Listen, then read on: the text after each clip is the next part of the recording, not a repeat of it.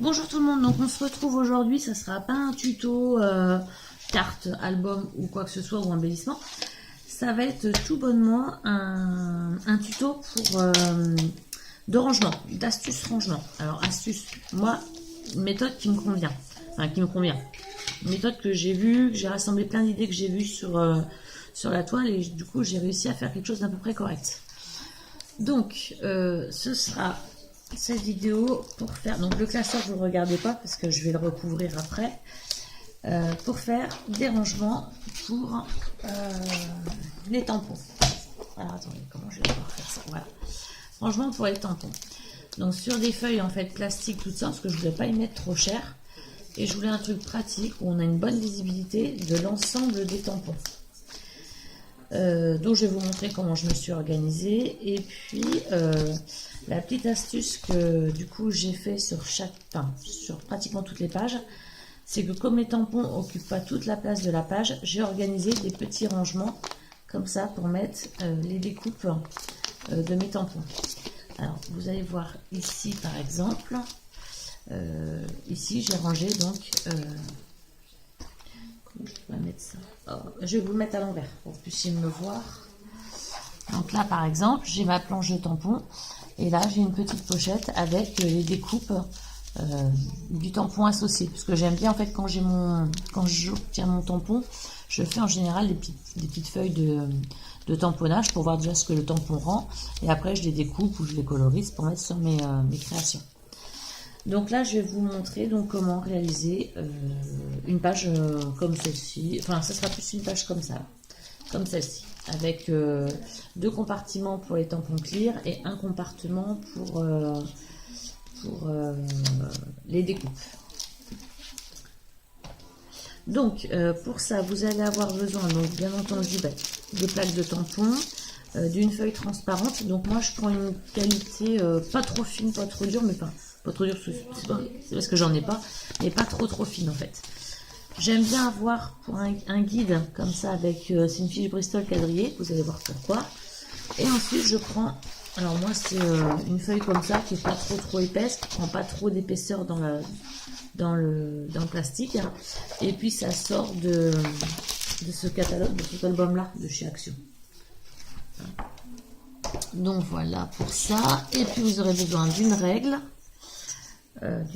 comme ça, de planches de tamponnage, d'un massicot qui va donc être ici, d'un cutter, d'une petite paire de ciseaux, d'un marqueur, indélébile, d'un crayon de bois et puis moi de la Fustool.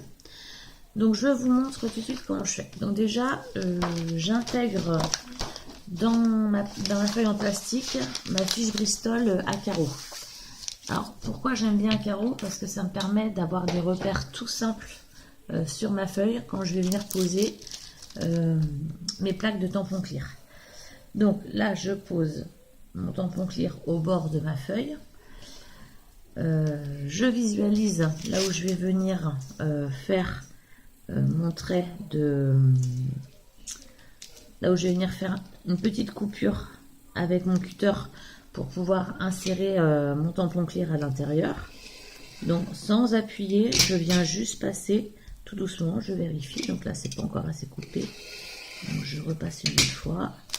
Donc là voilà, la feuille elle se relève, donc là elle est bien coupée.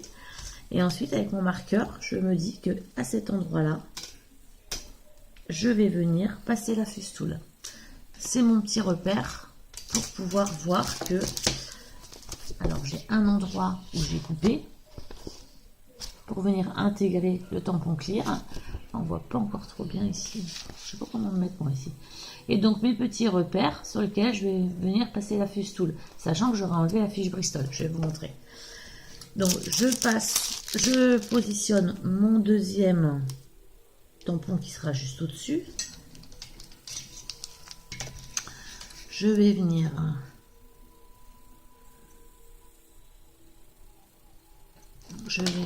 couper encore une fois avec le cutter.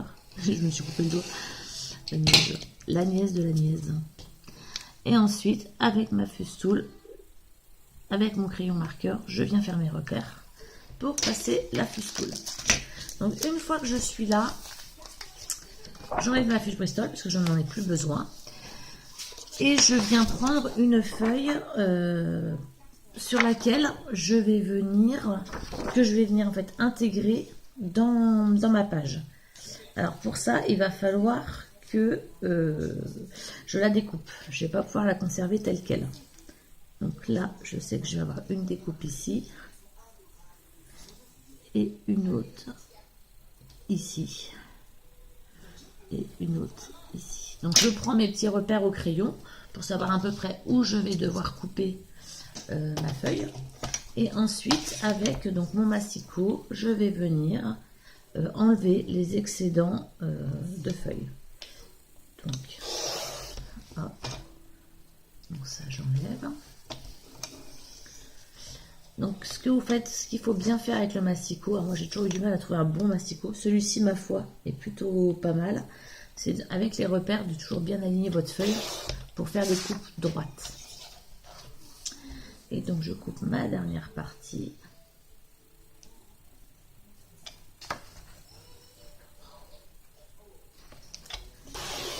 Et voilà. Donc on viendra redécouper ou ajuster si besoin. Donc une fois que mes parties sont coupées, je vais venir les intégrer dans mes feuilles plastiques. Alors pourquoi je réintègre du haut? Vous allez me dire, elle est bête, c'est coupé plus bas. Ben, simplement parce que je vais vous montrer. Je me suis fait attraper la première fois que je l'ai fait. Quand je coupe, alors attendez que je puisse vous montrer ça comme ça. Donc là, j'ai coupé. Mais je vais venir faire ma fustoule un tout petit peu plus haut de la coupure. Mais ma feuille blanche, elle n'est pas aux dimensions de mon tampon clear, mais aux dimensions de la pochette, pour qu'elle puisse venir déborder jusqu'à l'emplacement du trait de la fustoule. Ça va me permettre de consolider un petit peu plus ma pochette. Quand je vais retirer mes tampons, la pochette tiendra bien mieux. Donc là, ma première pochette est mise. Donc je vais venir passer la fustoule.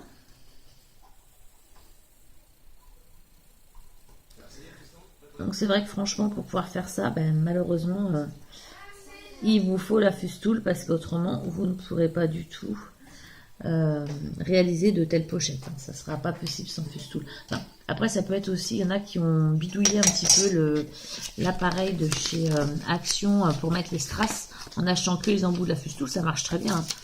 Moi je faisais comme ça au départ et ce que là j'ai eu l'occasion d'acheter une fustoule à vraiment un prix qui défie toute concurrence, donc voilà. Donc là je vais venir, voilà. Donc là je vais venir, ma feuille elle est un tout petit peu trop grande, donc je vais venir redécouper un tout petit peu la feuille, mais alors vraiment pas beaucoup. C'est parce que je trouve que j'ai 2-3 mm de trop. Hop.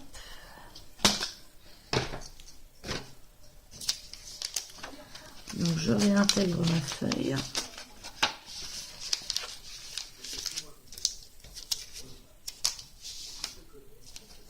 Ouais, c'est mieux. Et donc je vais venir tracer mon trait avec la fustoule.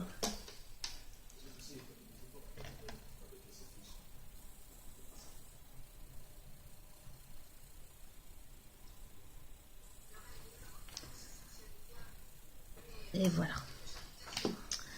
Donc ça c'est fait. Donc le deuxième emplacement est fait. Et ensuite je vais venir mettre l'emplacement pour mes découpes. Donc pour les découpes comme ça. Que je ne ferme pas en haut. Mais par contre sur lequel je vais venir mettre un petit rabat. Pour pouvoir donc ouvrir la feuille. Donc je prends une vieille feuille en plastique. Je vais venir découper une longueur, enfin une largeur de feuille.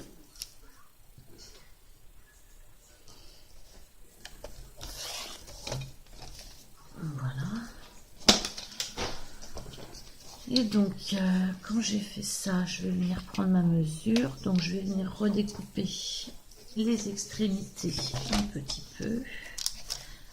Donc c'est ce que j'aime bien avec la planche de découpe Fiskars, c'est que elle découpe bien tous les supports. C'est vraiment juste merveilleux.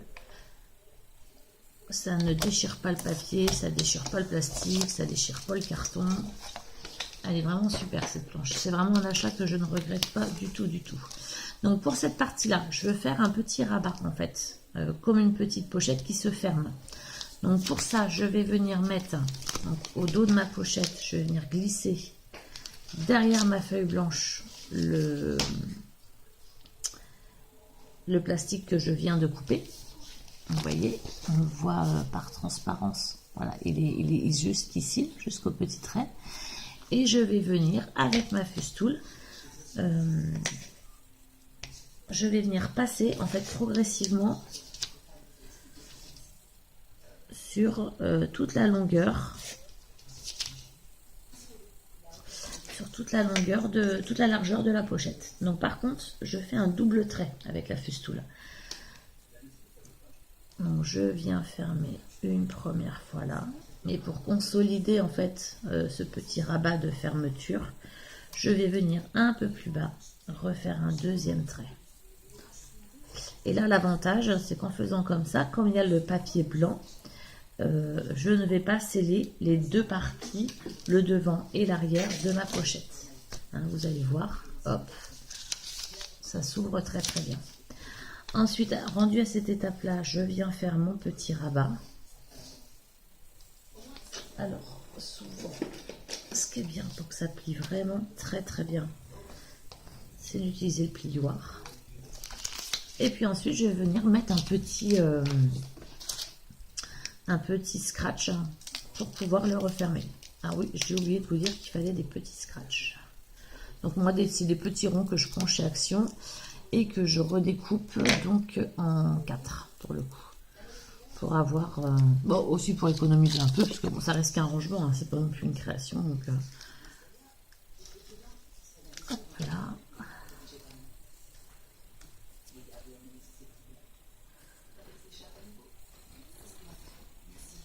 Alors, et donc je suis venue le coller juste sur cette partie-là. Ça me permet de pouvoir l'ouvrir et de le refermer, et que si le classeur tombe, les découpes ne tomberont pas. Donc je vais venir intégrer à l'intérieur de ce rangement mes tampons. Donc j'avais celui-ci, et donc les découpes associées. Donc je vais venir découper mon carton grossièrement.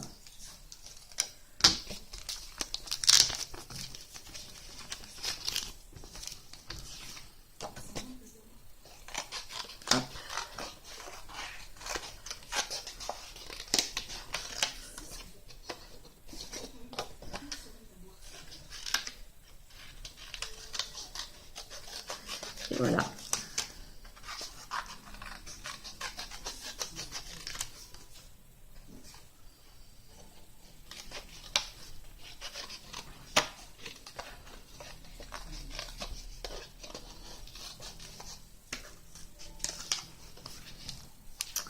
Donc il faut bien regarder, parce que par contre c'est vrai que c'est un tout